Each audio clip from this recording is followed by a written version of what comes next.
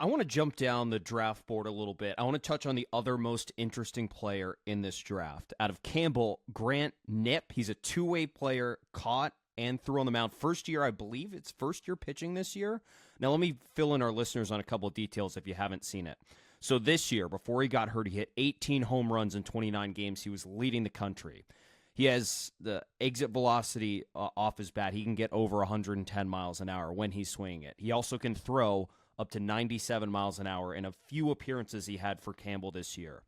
What kind of prospect does he have? As the Mariners pick him in the 6th round, how do you like look at this guy with the small samples he has and try and think of what he's going to do at the pro level? I mean, some of these stats he has are just bonkers. 1,500 OPS? That's insane. I mean, I'll do you one better. He hit a ball 114 miles an hour this season for Campbell. So, and you know, obviously that's with a wooden bat or with an aluminum bat. So it probably does make a little bit more sense to be closer to 110 and a half, 111 with a wooden bat.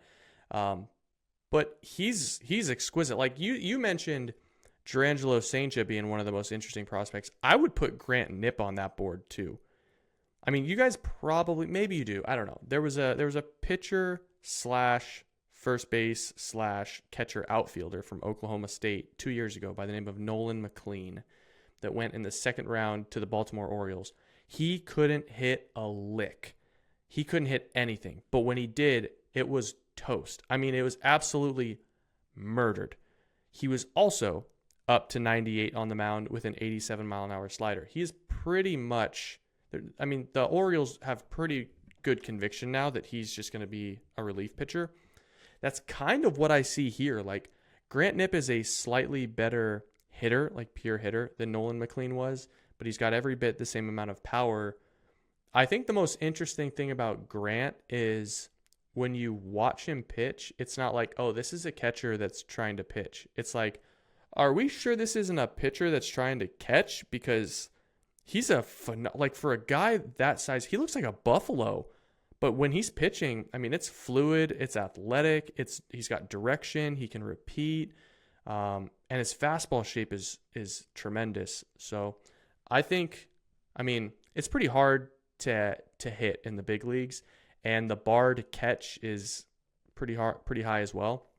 For those two reasons, I mean, maybe he ends up at DH first base and they just let him hit a little bit. For those reasons, I think he's probably going to end up being a high leverage reliever. And he could move pretty quick doing so. Was this his first year pitching? I know that he pitched, if I'm not mistaken, he pitched on the Cape. And I think he actually hurt his elbow in 2022. I actually don't know for sure. So don't quote me on that. I'd have to go back and look. I know that he has pitched in the past.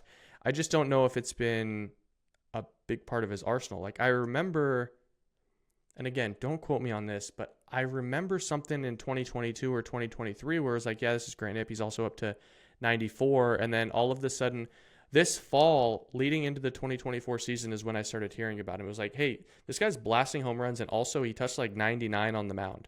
That was about a year ago. And then, yeah, he just didn't play very much this year because of a bulky hamstring. So he's probably considerably more interesting than Jurangelo St. from a, like, what is this actually going to be a year from now?